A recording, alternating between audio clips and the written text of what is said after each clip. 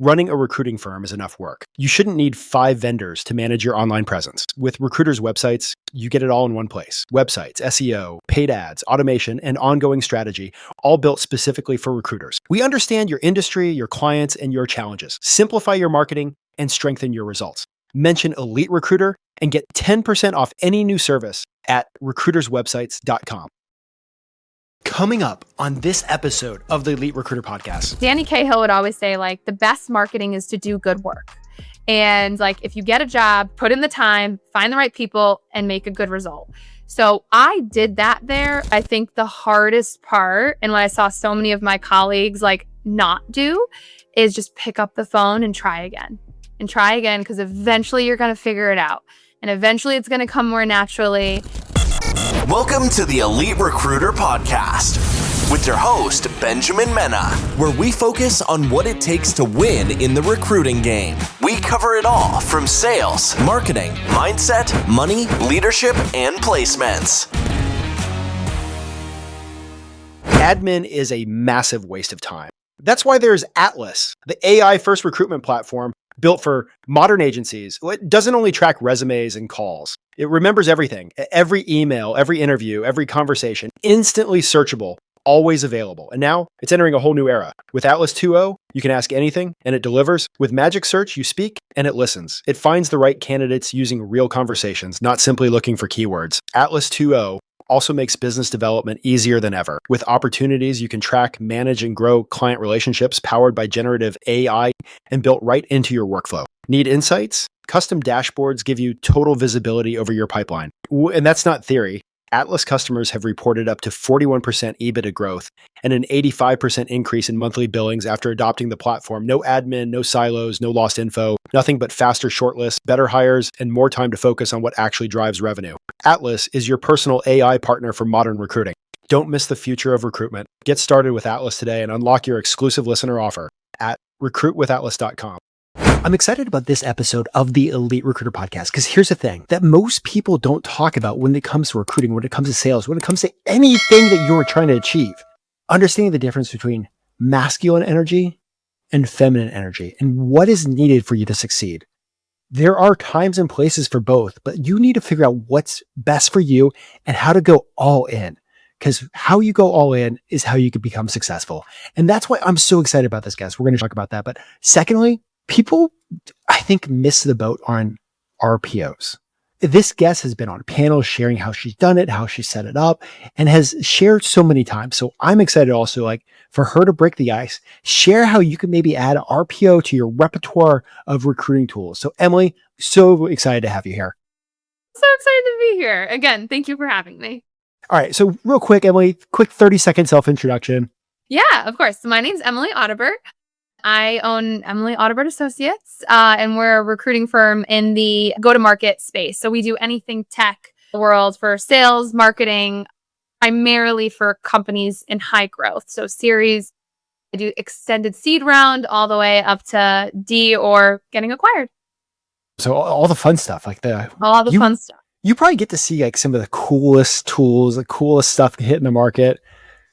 Yeah, it's really fun. At first, when I started recruiting, I didn't know what any of it meant. And then when I started to understand it a bit, I was like, oh, wow, that's going to be something that makes a real impact. So it's been really fun to also learn about tech and the impact that it makes. So, all right, I'll have some more questions about that because I'm kind of curious. Hey, is there some equity deals? We'll talk about that in a minute. But anyways, how did you even end up in this wonderful world of recruiting?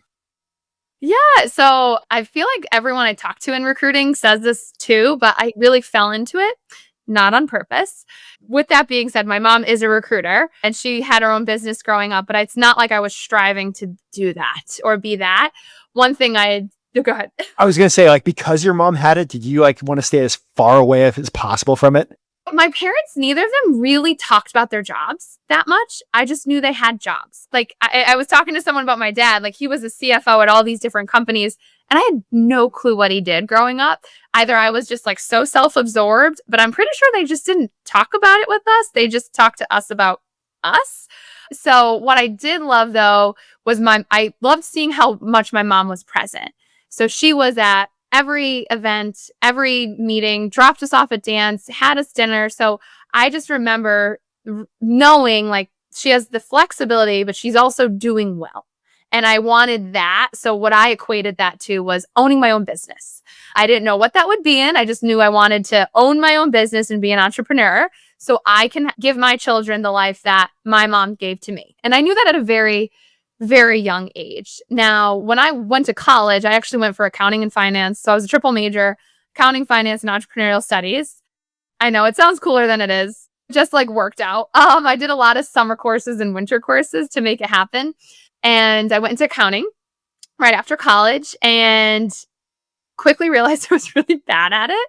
So I took and failed the CPA exam 5 times and the same one. I didn't even I didn't even try a different test. I took the exact same test 5 times. My dad was in accounting and finance world, and I was just like banging my head against the wall. I also really didn't like it. My last year of college, I actually ran in the Miss America organization just off chance. I was a dance teacher at the time. Dance teacher's like, hey, you should run in it. You get college like tuition money. And I was like, cool. And then I won. Wait.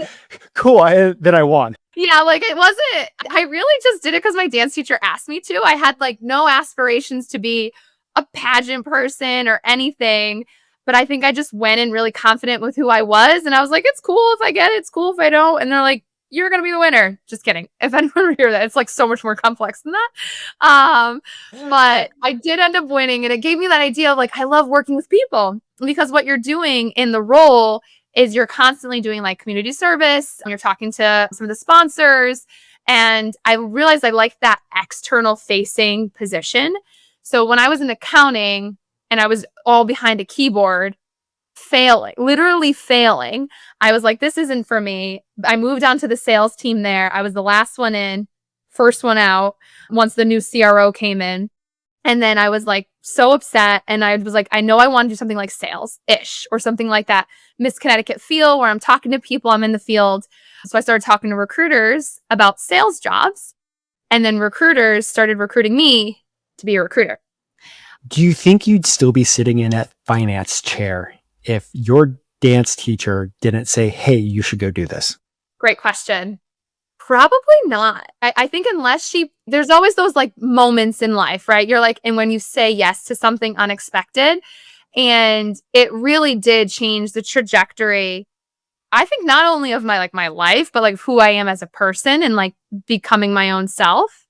So she absolutely steered that toward or pivot in the road because I think I would just have tried to make it work until it did or done something else. I don't know. Like you said, it's those pivotal moments that just completely change your life. And we see that so often in this thread of a career, especially in recruiting. All right, fast forward, you start getting recruited by recruiters. Recruited by recruiters. And I was like, hey, Mom, I think I want to try this. This sounds cool. Like, what was your job like? Literally post-college. Like, that's when I start to ask her about her job that she had for like years, owned her own business, huge thing. So she was like, if you're going to go into recruiting, you have to call Danny Cahill. Luckily, Danny Cahill, he owns Hobson Associates. Him and my mom kind of grew up together in the recruiting world. She was never going to hire me, nor would I go work for her. Again, so much love, but no. So she was like, you have to talk to Danny. And I was like, okay. And I reached out to Danny and I was like, I can't remember. I think I reached out. My mom introduced me to Joanne, who was their training guide. My parents, I was living home at the time, lived 20 minutes away from their office. They had me come in. I did the interviews. I did the peak test. I watched them for a day and I was like, sure, let's do it. So I literally fell into recruiting, not on purpose at all, not because my mom does it. It just like happened to be. You went to go work at Danny Cahill's firm? Yes. Yeah. So I was like one of his rookies there. Like it was great. It was a perfect place to learn how to be a recruiter. This goes into like a secondary thing. And this is like, definitely thank your mom for this behind the scenes, because it's amazing how much that first recruiting job that you take and the impact of your managers or the impact of that boss has on another thin thread, the trajectory of your recruiting career. Yes. Bad boss, we see people leave this industry. Bad company, we see people leave this industry. Horrible comp plan, we see people leave this industry. A great manager, a great trainer, a great boss creates superstars. Yeah. And it really, And he really, I mean, the whole team there is incredible, right? Great place to learn how to be a recruiter. And not only did I have Danny and Lisa, she's the GM there, and then Joanne, who was training us, and she was jumping on our calls, literally listening to them. We would do the whole, everyone in the bullpen had a call you had to go listen to and like see what was good, what wasn't. But we also had partners there. So one thing I loved about that firm is I had this partner system. So that I always had someone who was a partner to be like, that's what I want to be, or that's what I want to strive to. Coming from the classic accounting world, that tiered structure just really resonated with me of like steps for growth. And everyone was in the office at the time. So I was listening to these people every day and I was able to learn from them. So I think that was another really big part of it. But Danny's training by far was the best. Now, I was not good. Let me be very clear. Okay, well, let's talk about that. When you say not good, what does that mean? It took me 6 months to make a placement. Were you were you doing 360? So we were 360. So you brought in your work. So you had a mentor, like a partner that was a mentor. Mine was Larry Botel. And I would work on some of his jobs and help him like source people. So you had like an opportunity to get it in right away. You had stuff to work on right away. But at the same time, you were trying to find your own business. And it took me 6 months to make a placement. And like most people, like you don't make it past 3. Like if you're not finding like that productivity right away, like you're pretty much out. But what's good for me is that, you know, I got fired from my last job, right? New CRO, this girl doesn't matter, get her out of here. So I was so afraid to fail again. So every single metric that they threw at me, I hit. They're like, okay, you have to make 50 calls a day. I made 100. You have to make, 25 inbound messages to like email or LinkedIn. I made 50. Like what all of those like key metrics that they needed you to do, I was doing. I got a client at a decent fee. I don't even remember what it was at the time, but I just wasn't making the placement. And I was going to the trainings. They were listening to my calls. So they were seeing that growth and that attempt. It just like wasn't working. So I'm also very grateful to Danny and Lisa and Joanne for not quitting on me preemptively, because obviously this has been an incredible career. And it could have, again, stopped because they're like, well, she's not producing fast enough. So she's got to get out of here. So let me ask you this. Like, why didn't you quit? Question. I think, oh, goodness, that's a good question. I think, honestly, it's because like I'm such a hard worker. I took the CPA exam 5 times and failed. Most people would stop at 2 or like 1. But I was like, nope, I'm going to do it. I'm going to do it. I'm going to do it. And then by the 5th time, I finally surrendered to be like, maybe this means this isn't for me. And when I knew I didn't like it and I had that other experience of what something I liked, I knew it could be something better. But when I was on the calls and I was having good conversations, I liked the job. Like I liked the picking up the phone. I liked the opportunity of you make the most of your desk. And like if you could have this kind of life, if you just work for it, I loved that mentality. So I just kept working for it until I got there. You got your first placement 6 months later. It took you 6 months to get your first placement. What about your second placement? Oh God, I don't remember. But I do know year 1, like the first full year, I only billed like 80K. It was like, and like, I think our goal was like 200 or something like that. I can't remember exactly, but I only billed 80K. The next year I billed 390 and I billed 390 like 3 years in a row after that. The 80K year. This is also like, I remember being in the conversations with my first recruiting firm. We're like, we're looking at how much they're costing us. Are they going to do it? Were you still hitting those over the KPI numbers even like a year in? Yes, that never stopped. So I was one of the first people. So I lived in my parents' house. I moved in with my boyfriend, who's now my husband. And at that time, I was coming to the office, which was in Norwalk. So it was like an hour from where I live each way. And I was like, this is just a lot. Like, I promise I'm going to work from home. And they're like, you're the only person we would allow to do this right away because we know that you're going to make the calls. We know you're going to work. I gained their trust at that point, and that was probably like 2.5 years in of like, we know no matter what, you're going to be the top person because every single day you get the email of how many calls were made, how long were people on the phone for, because those are some of the metrics we had. And I was always the top. I was like 1, 2, or 3 every single day. So that never changed. Even today, I don't have as many like cold calls, but if you were to log my call time, I'm literally talking to somebody from whether I start at 8 or 9 until when I hang up the day. There's probably less than 30 minutes I'm not talking to somebody. And that's also from the good training that I had from them of like, you want to just always be moving. And I just like naturally very competitive. And I have that like compass of like, keep going.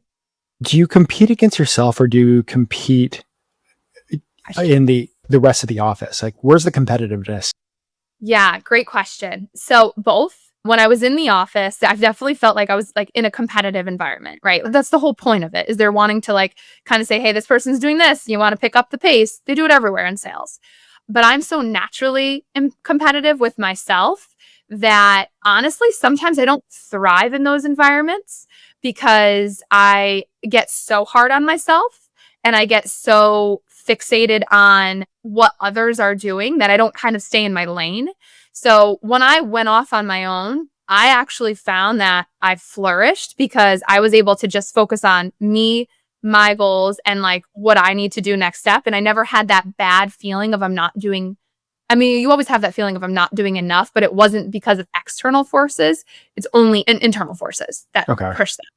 So we're definitely going to talk about the jump into your own firm in a bit, but it's one of those things I always like to kind of dig into that first year, that origin story, like the foundation, and like where that was. So like between year 1 and year 2, like, you're working your, excuse my language, your freaking ass off. Yeah. And then things started coming together. Did something click? Was there something that happened? What was this magical change that you didn't have another 80K year? Yeah, absolutely. So I would say a combination of things. One is obviously Danny has amazing training, right? So I would ask Joanne, because we had CDs at the time and I had a car with a CD player in it. I would ask her for Danny's training. So either my 20-minute drive in or when I was in the hour drive, I would ask for his training videos and I would listen to it for the whole ride there. So that when those things came up and those natural like rebuttals or a thing came up on the phone, I already listened to it like 3 times on how to approach it. And so I knew how to get ready for that step. But I think what the really big change for me is a lot of times in that first year, I was trying to be like everybody else. Like I mentioned, there's all these partners in the firm and everyone has their own way about speaking, writing in life, right? We're our own individual people. But at that time, I just didn't want to fail. So I was trying to be like everybody else. And like the old ways of recruiting was like pretty hard, right? Like pretty like I'd like very masculine and like let's go go go go, and what do you mean you're not gonna be that deal, or not like that exactly, but just like that like kind of like harsher approach. And I would try that and it just didn't resonate and it didn't work. Like when I did that and I did it to people, it was just like we just didn't meet.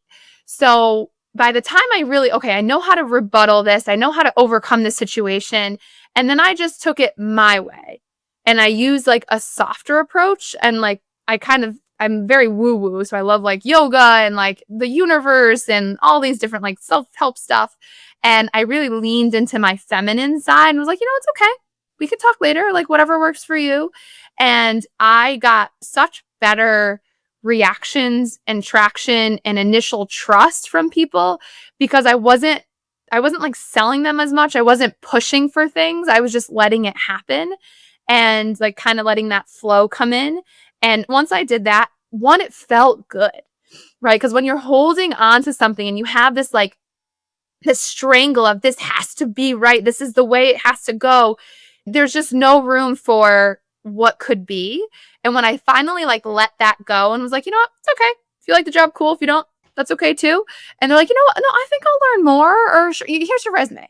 And I just was not met with that until I really let go and like leaned into my femininity. And I really think that, water seeks its own level. My grandma said that before I went to college. And I think like attracts like. So I just have been able to attract those clients and those candidates that are very similar. And it's been an enjoyable experience. Like I don't get people to like mother F me ever. People don't hang up on me. Like it's like great. I talk to good people all the time. Like at that point in time, did you like realize this, or is this something that you look back and like, oh, this is exactly what happened? I think that a little bit of both, right? Is like I really started to, I remember in the moment, I was like, oh, I know how to do this, but I'm not going to do it that way.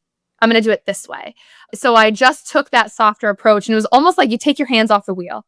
Like, I think very like physically, like, it's okay. All right, whatever, that works. And like having that release, I remember doing it at my desk and then feeling so good. And it naturally just went so well after. And I'm sure if people were to watch this who talk to me, they see me do this motion all the time. Okay, I want to take a little bit of a step back, like into what we're talking about. Now, we're leaning into this difference between masculine and feminine energy. Yes. Like, just from a recruiter standpoint, and you've made this shift, like, can you explain kind of like what both sides kind of look like? Yeah. So from a masculine side, I would say, or at least what it was for me, that's what I can speak to, is it really felt like I was following exactly what it was. And it's like, well, I'm not going to talk to you until you give me a resume. You have to give me a resume before I talk to you or before I get on the call. And it would be like, okay, I have to know exactly what your quota was here. I work with sales reps, right? Okay, what was that OTE? What was this? Wait, I need to know the attainment. Whereas when I turned into more of the feminine side, I was like, it's all right. Send me the resume after. Let's just go through your LinkedIn for now. And I would kind of finesse these conversations better and have it more fluid and a lot more laid back. I'd still get there, but I would just do it with a lot more, I would say finessing and just like more casual conversations. Like, oh, tell me more about that. Like, why did that happen? Rather than feeling I was following like a question list of like, this is exactly what you need to say at this point. Like a lot of people follow scripts, and that feels like very like pointed and very like direct and hard sometimes. Whereas when you have a natural flowing conversation and you don't really demand too much, but just very politely ask for what you need, it goes so much better. So I would say it's like very difference between like very scripted and very like, this is the one way versus like, I know what I want to get out of this call. And these are some of the ways I'm going to like go about it. And I just start here and it might go like this, or it might go like this, depending. That was not a great description. Very physical, clearly. You have to be able to watch this one to see the line that she was drawing. So if you're listening to this, go back and watch this, or I'll drop the video on Spotify too. Okay, picture this. You're talking with another recruiter that they just started realizing the different energy types and wanted to start leaning into a little more of the feminine energy. Like, what advice would you give to them? Like, as they're building this career, leaning into what they are or who they are. Absolutely. And I think what you just said is a big part of it is like, who are you as a person? And some people like, what's your voice? What does your voice sound like? Because like my voice and who I am, like I really flourish in the more laid back flow energy. That's where I thrive. I don't thrive in the very strict, you must follow these rules way. So I think know who you are as a person. If you follow the strict know who you are way, that might work well for you, right? I think it really depends on who you are as a person first, and then decide which path is better for you. So for me, I really do more of like a good flow or more laid back, but just let things happen, right? So when I moved into that energy, I would say if you do lean into the feminine energy, you're not a pushover. Now, let me be clear. This girl is not a pushover. I still get what I need out of these conversations. And I also know how to give it to somebody if they're being like not nice. So just because I'm easygoing, don't take that as you're not getting what you need. Because at the end of the day, when you're having these conversations, you don't want to just like shoot the shit and like not get anything out of it, right? You have a point and a direction. It's just how you have that conversation. So I would say it's a balance, right? There's definitely where the work comes in and you need to get what you need so you can make the most of those 30 minutes. That doesn't go away. It's just how you go about that is different. Does that make sense? It does make sense. And I want to go a little deeper on that.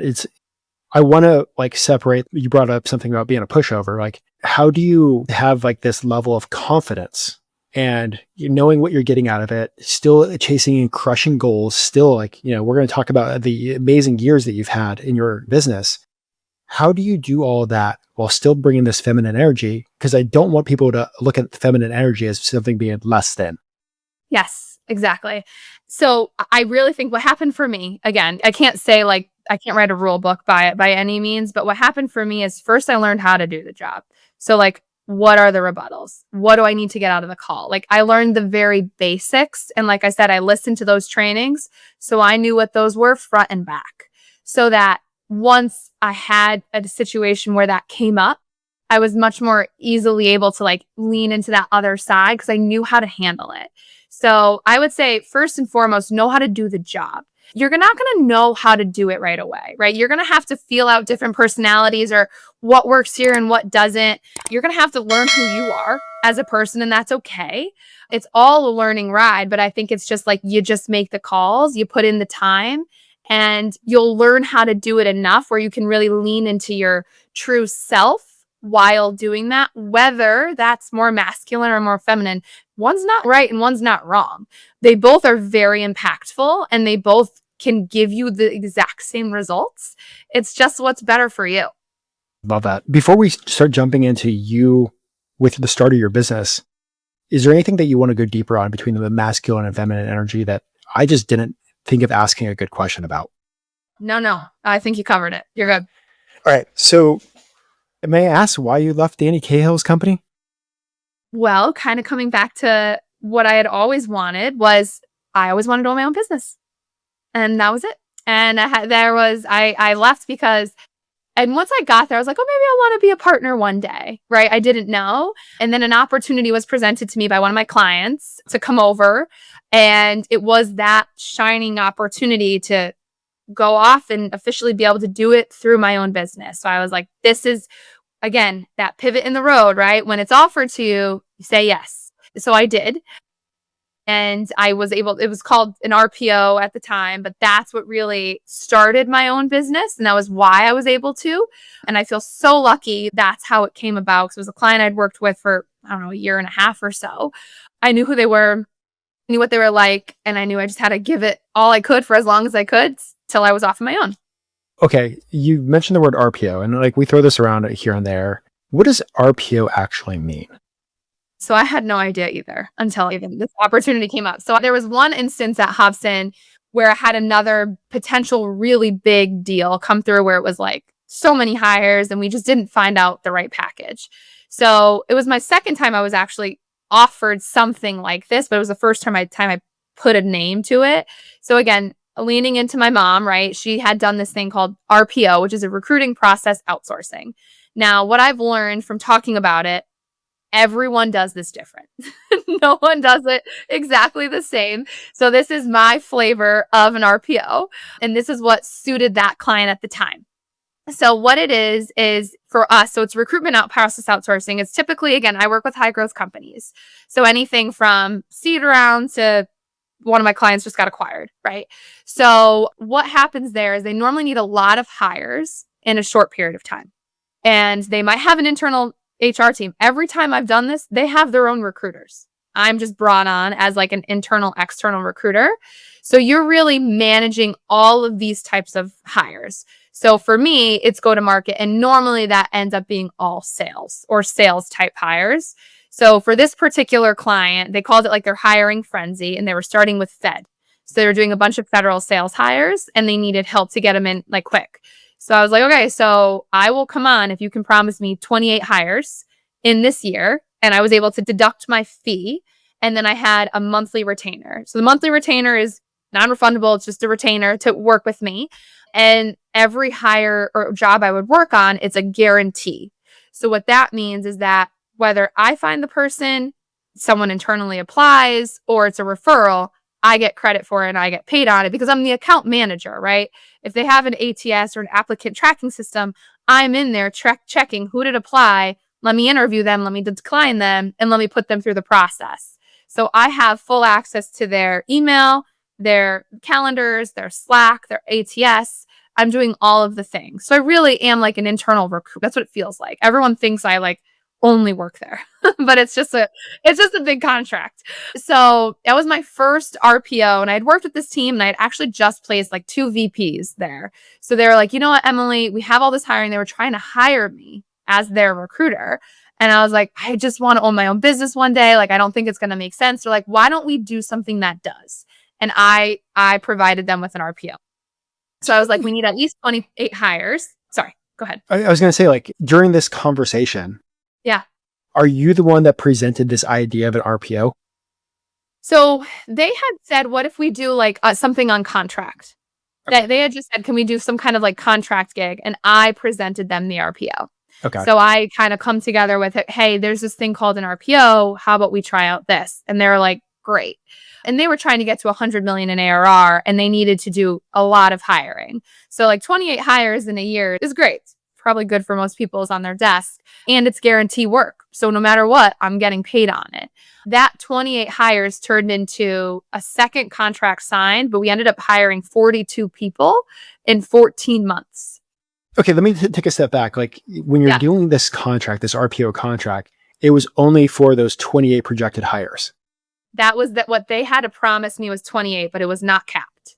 So they could go. So it wasn't capped. Okay. No, they could go over. So if they wanted more hires, if we're doing a good job or we did it fast enough, they could continue to add on to it.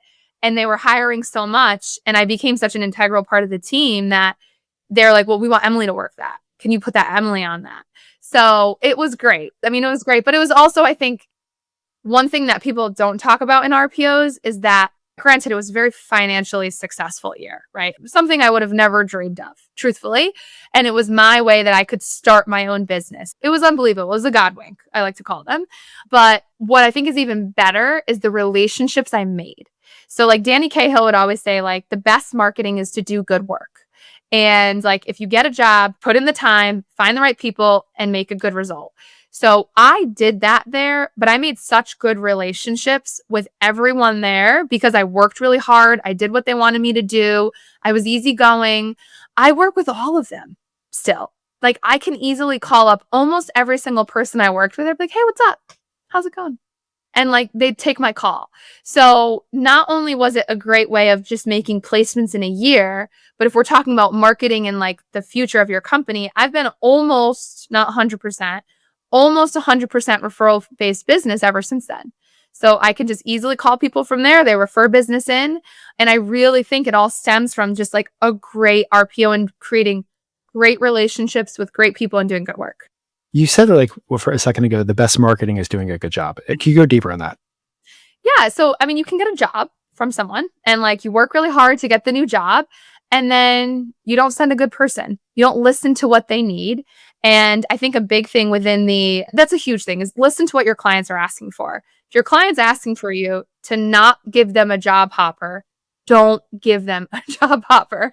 If your client wants someone with a relevant tech background, give them that relevant tech background, or make sure they have the success that they're looking for.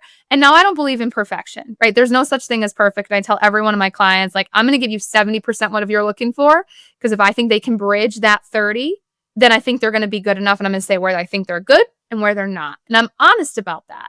And I think going in with that honesty goes a long way, but I just like find the right people. And then if I'm wrong, and if I don't find it, I try again. And I think that's one thing. Ironically, this client, my manager at the time, wanted me to, this big RPO I got, that the pivot in my life, they wanted me to fire that client, like a lot, because they just were, you know, when you look at like time to fill, right? And it was one of those clients, I had a good fee. It was a great fee, but I wouldn't get every job there, or, you know, they would take a while to make a decision, but I loved the people and I kept trying. I'm like, okay, well, I didn't do it this time. Let me try this time. And I knew I'm still early in my career. Like, you have to learn and make mistakes and then give it another go. And I did, because I was finding success. I mean, I placed 2 VPs before I got there, but they wanted me to let go of them because they didn't think there was enough results coming from it. But I think that's a good indication of who I am as a person, of like, I'm not going to give up on you unless you're giving me reason to. Like, if you're not being reasonable, you're not working with me, we're not communicating, I'm not going to continue to work with you. But if you're giving me, if we're meeting in the middle and we're figuring it out, I'll give you it at all. And that's good work. And then you produce the results. You got to find them good people. And you've sold more RPO contracts since then. And you said it's all referral based. You know, I know most of Danny's work is like contingent and retained, if I remember right. Yeah. And honestly, a lot of mine is too, but I just happen to, again, keep falling into these RPOs. So like, how do you have these conversations? Or is it just part of your repertoire when you're dealing with a new company? Like, I have like these 2 different routes that we can go. Like, how do you sell this? Yeah, great question. So my second RPO I was referred into. My first RPO referred me into my second. So that was an easy transition. But then I was able to talk the walk or walk the talk. I was able to show like, hey, I've already actually done this and it was super successful. So it's kind of like you have to try it once and like have a success so you can talk about the success. So I was able to do that then. So then I had 2 under my belt. And so then after that second one, I did a bit of contingent work for a while.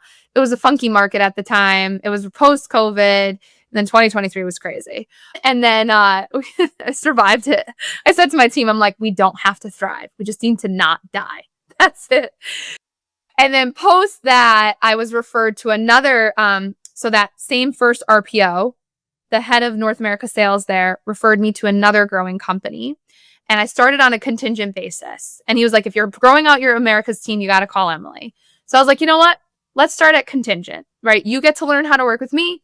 I get to learn how to work with you, but I plant that seed early of what an RPO is, right? So again, some of my clients are like a round of funding, like they're so early. So I say, just if it ever comes to a time where you get an investment round, a B or a C that's really big, and you need to do a lot of hiring, I have this thing called an RPO where I am like your dedicated internal, external recruiter. I take on all your go-to-market hiring and I just run with it and we partner on it. So I obviously, and I say, this is not the time for it today. Like, I just want to put that out there because as you grow, it might make sense or it might not. Doesn't matter. But I just want to make sure you know that it's there. But let's start on the contingent route. So I never start with an RPO if I don't have to, because I think what I learned from another RPO I was on is they're not all good. They're not all created equal. So you really want to like know who you're working with first, ideally, before you go into one. Because if you're like locked into these, 10, 20, 30 hires for somebody, you want to kind of make sure you like the person or their reasonable expectations or it's a good technology. Like you want to have like some kind of understanding of who they are before you put your name behind their work. You mean if they're like a go-to-market group and they're all specializing in Fortran? Sorry. I don't know. It's an old language. I was like, I don't know what that is, but I would have to find out first, of course.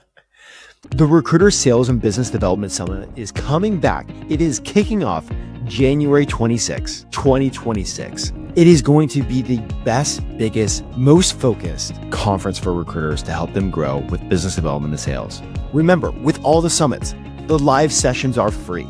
If you want to go for the replays, you got 2 options. You can go VIP on the summit platform, or you can join the community and have access to all the summits. But this is a summit that you do not want to miss. If you want 2026 to be the absolute best year possible, be there, be ready to learn, and be ready to crush it. I'll see you there. Okay, so you're doing a lot of like, try me before you buy me. Yeah. Okay. Yeah. But it's a two-way street. They got to like me too. I got to like them. They got to like me. And you said you have a team. Like, how big is your team? Small. They're small. So when we were doing this RPO, I had my first RPO was me and one sourcer. And she followed me from Danny. She was phenomenal. She still is. Like all day today, I was getting compliments on her messaging because she's incredible. So it was just her and I. And then as I was starting the that big RPO, halfway through COVID was hitting. And my sister had just opened her own like yoga bar studio. So it all went from brick and mortar to online. So she had more time. And I was like, I've got a lot of work. I would love the help. So she actually just started working with me like a couple hours a week because I needed like more sourcing or I needed help with finances. And I was like, I'm so busy in the day today. I can't do this back end stuff. Like, can you help me? She's now like pretty much my partner in what we do today. So now it's me, Jen, Amanda. Amanda's my sister. And then we have a VA as well. And then we also have a contractor who helps me with some of the initial intake calls. But full-time people in the US, there's 3. There's one, Angie, our girl, she's in the Philippines. And then we have one like part-time contract person in the US. Okay, I got to ask, how is it like working with a family member? It's funny. Amanda and I are like frickin' frack. Think about like a, what's that thing with that thing in the middle? I know We are the with the little circle with the yin and yang. Yin and yang. Oh gosh, words so hard at this time of day. So my sister and I are like yin and yang. Like we are very much like I always say like it's perfect because I'm the face of the business of hey, what's up? My name's Emily. Very chatty, like to get to know you. And she is the most organized, meticulous person. So it couldn't have been better. If you've ever read this book, Rocket Fuel, it literally explains me and my sister to a T. And when she started working with me, I would listen to books on tape all the time. And when she started working with me, I was listening to this book on tape and I was like, Amanda, this is us. It's crazy. So it works out so well because we've grown our business to where it is today only because of what she's been able to do on the back end. If you don't have a good team behind you, I don't know how people do this solo. I'm like, let's do it together, better together. I would not be able to do what we do today without her and my team's help. That's awesome. Just because, like, you never know working with family. And I mean, it sounds like everybody in the family in recruiting now? No, but we don't work with my mom. We have a separate business. But so my mom does recruiting. She has her own business. And then my dad, again, he's like accounting, finance. And my brother actually is in insurance. So no, it's just me and Amanda work together. And I think there's definitely points that are tough, right? And it's not easy. But I think her especially, again, a nod to her, she's really good at like knowing and navigating me and like helping get through those tough times and redirecting me. And I'm very respectful of her. So I think there's like this like very deep rooted like respect and love that we always put first. And like being her sister is like my number one. Nothing else matters. So like I will never put work before our relationship. You mentioned earlier in the podcast, I think within the first 5 minutes, and we're going to take a little bit of a different shift about manifesting and goals. Yeah. Yeah. Do you have like goals that you are heading towards and you're focusing on? Yeah, of course. Of course. I am very goal oriented.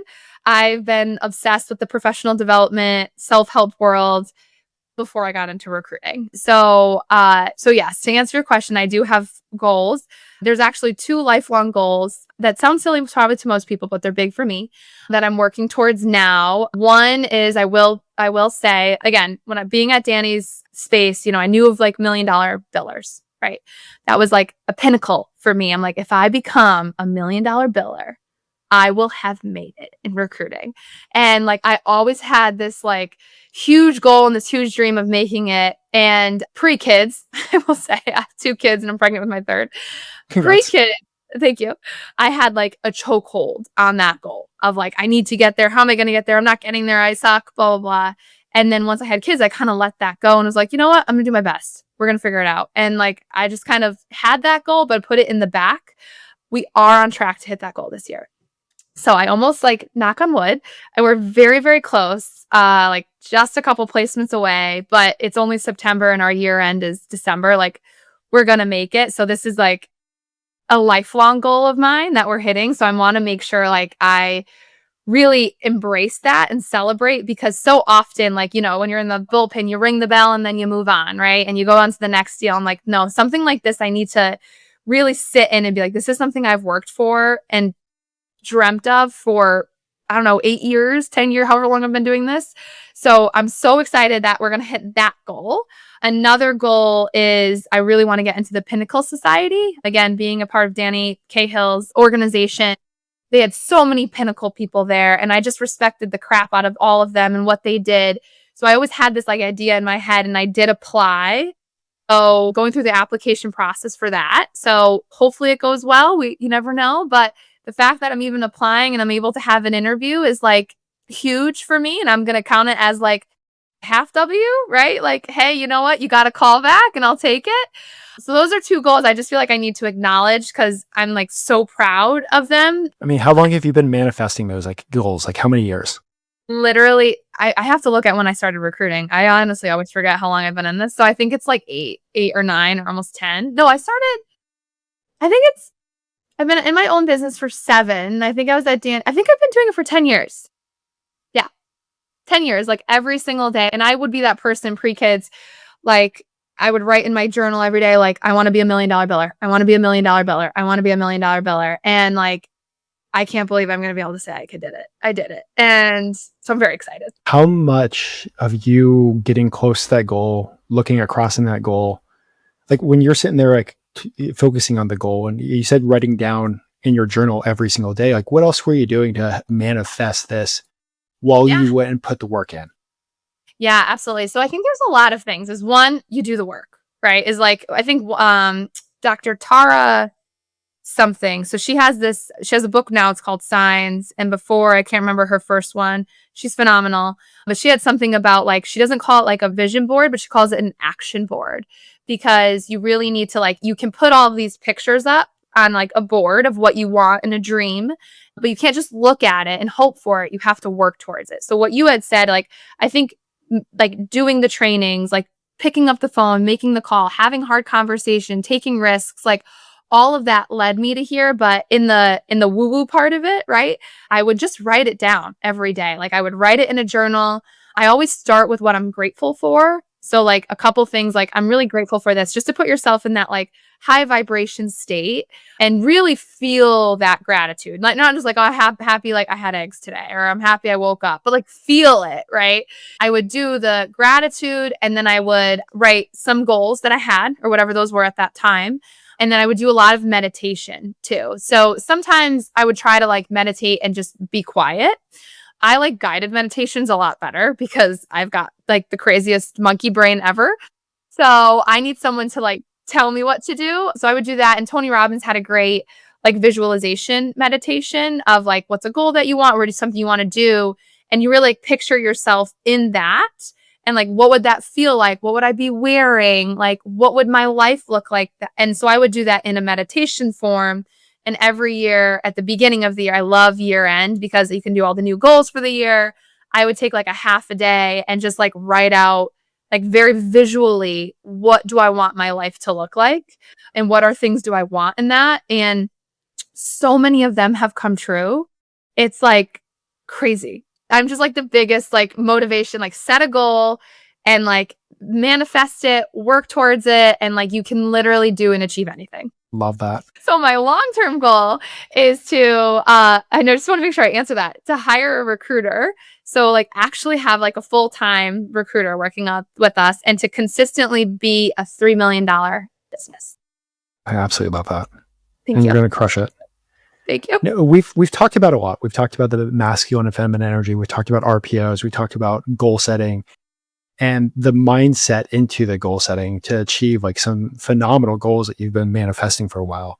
Before we jump over to the next part of the podcast, is there anything that you want to go deeper on, or is there any questions that I should have asked you to go deeper?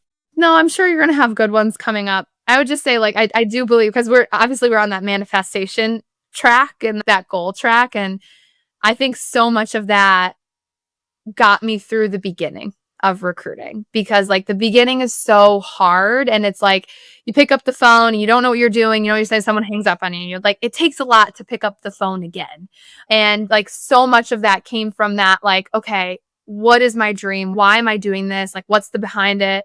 So I feel like it really went so hand in hand with like that beginning phase of recruiting. That's so hard. So hard. Love it. Well, jumping over to the quick fire questions, and they don't need to be quick answers, okay? It doesn't need to be like all right, one word answers, because that's happened before. I'm like way too chatty anyways, so thank God. I was just like, that wasn't the point. Okay, well, let's expand. Yeah, I'm too talkative, so you're good. I see you online. You have something like 27,000 followers on LinkedIn. You're applying to be part of Pinnacle, and I know one of the parts of Pinnacle is like, you're out there. You're sharing your knowledge and like sharing what you're doing with other people. In doing that, I'm sure you have recruiters kind of hitting you up asking you for advice. Yes. And I know because you've also talked on some panels. If you had a brand new recruiter that literally just was sitting in your shoes like you were 10 years ago and asked you, I was like, hey, how do I be successful in this career? What's the one piece of advice that you would give me? What would that advice be? It was one piece of advice would be like, don't give up and don't stop. Again, like I can go in so many tangents of like, do all the trainings, learn all the things, like learn who you are. But I think the hardest part, and what I saw so many of my colleagues like not do, is just pick up the phone and try again. And try again, because eventually you're going to figure it out. And eventually it's going to come more naturally. And that's the hardest part, is to just like keep going. And think about how many times in life that's like the theme of life, right? Is like to keep going to the gym in the morning, to keep eating healthy and to making the right decisions. But if you just like keep going and like keep working towards it, you will get there. So just pick up the phone and try again. Love that. Same question though, but this is like somebody that's been around the block for maybe 5 to 10 years. They're seeing your success. If they've been in the chair, or maybe it's an old dog, they hit you up with the same question. What's the one piece of advice that you would give me? What would you say?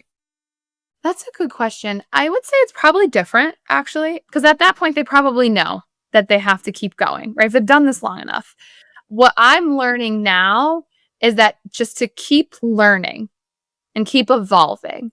So I would say, obviously, that can be a lot more than that. And that could be different ways, is like, keep learning what's a new marketing way, right? Or what's something that you're struggling in that you can do better, like a new way to go about marketing, a new way to do a recruiting tactic, new way to run your desk, right? How can you be more strategic? Surrounding yourself with smarter, better people so that you can learn more. But I think like really trying to continue to learn and evolve is super important. And I mean, again, this is every job that there ever was. It's not like it's rocket science, but for recruiting, and if you're full desk like me, you can just do the same thing all the time and like do the same thing all the time. But why not try to do it better or smarter or more efficient? And that's one thing we're really leaning into now, which I really think is what's gotten us to where we are today, is that constant striving for evolution and growth. And that's what I would say to somebody who's been there, done that, is like, we're not done learning. So there's a lot more you can do and change. And we're in that season right now. With where you're at in your business, where are the places that you're learning from? Yeah, absolutely. So I know how to do a recruiting job. That's easy, right? Like I know how to do recruiting, but I ended up signing up for Mark Whitby. I went to his conference in February. I was after my second kid and I was just like kind of had a bad client and I just wasn't taking me down. And I went there and I was like remotivated, not by other recruiters, but by business owners. So again, like I had said, like I was kind of just like a full desk recruiter with a lot of help. And that's what essentially what I am. But we're trying to move towards really that business model. So what comes along with a business model? New tech tools to like make yourself more efficient or faster on the back end, or getting more people in to help you because you can't do it all. Or like, what should I be working on? What should Amanda be working on? And how can we be more strategic about how we get to that goal and that next step? So I would say right now where our evolution is from being like, okay, Emily's a big desk recruiter and we need to service her, to being like, we're building a business here. And what do we need to do to get that and to make it successful? So I would say that's where we are. Does that answer your question? No, that answered it perfectly. I love Mark a lot. Mark's amazing. He's so good. He's so good. Yeah. He was the first person that made me be like, oh, I'm just a recruiter. Like there's so much more I can do to be a true owner or business leader. And I have so much more growth to go and we have so much to learn, but he's awesome. What is a book that's had a huge impact in your career? Ooh, good question. I'm going to have to pick two. So I was listening to this book because like, again, when I was driving to the office every day, I would always listen to a book on tape. And one was, this was not the book I'm going to say, but one was, You're a Badass at Getting Rich or Making Money or something. Like You're a Badass was a whole like evolution of books. And then the Making Money one referred to this book called The Science of Getting Rich by Wallace D. Wattles. And I always just thought it was like the funny author name. So I was like, oh, this is interesting. Let me listen to this guy.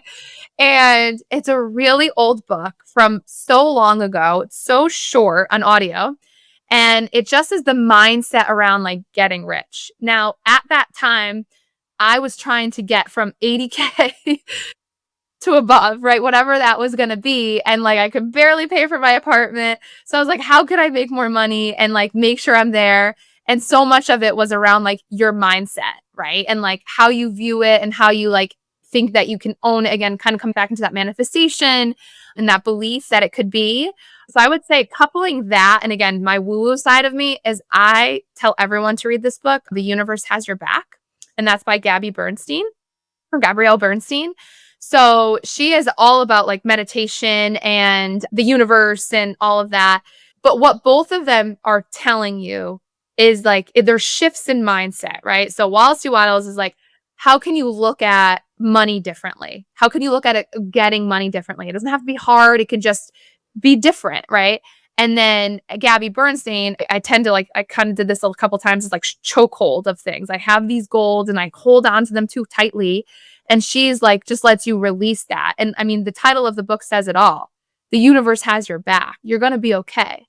And I just needed that concept. You're going to be okay. It ended up being like a mantra I would write for years as part of my morning routine. That's awesome. What's your favorite tech tool right now? Oh, I don't know. Does any recruiter say anything besides LinkedIn? Because you live in there. So I would say outside of LinkedIn, because we have to, I think my favorite tech tool, honestly, is I love when video got involved.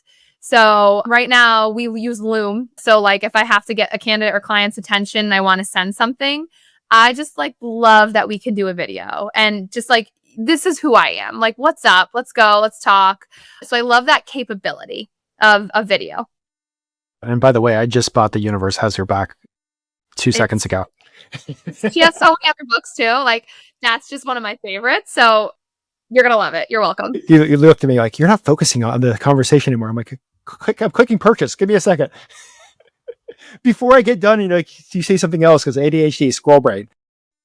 I get it. It's so good though. I highly recommend it. I tell it to everybody. This is my last question. This is one of my favorites. And I know that you've shared on stage about RPOs and you've shared in other places and I've seen you share online and you're if you get into Pinnacle, there's going to be a lot more sharing. But all these times that you shared and the questions that you probably get from recruiters is what about how do you sell RPO? How do you do this? How do you do that? In all these questions that you get, do you just look at people and I wish you would just ask this one question. Just ask this question. And if so, what is that question and the answer? Yeah. I feel again, I love self-help. It starts with why is a book, right? Start with why. And it kind of is that's where you should always have your starting point. So when I'm coming back to my visualization and my goals and the life I dream for myself, and it all comes back to my why. So I feel recruiting gets so much easier and doing what you have to do in recruiting to be good gets easier if you know where's your cornerstone, where are you always coming back to and what's your why? And because that's also fun. You get to learn more about people and who they are and as a person, not just what's your process. So I always love that question of what's your why? Why do you do recruiting? And my why is, we did kind of talk about it in tidbits throughout the story, is one, I did recruiting so I can have the flexibility, or I wanted to own my own business so I can have the flexibility that I believed that I needed to have kids and be the mom my mom was for me. My mom was always there for me. She was the absolute best. And I just want my kids to experience that. And recruiting gave me that. But then I also saw once I started it, I was able to help people make their lives better too.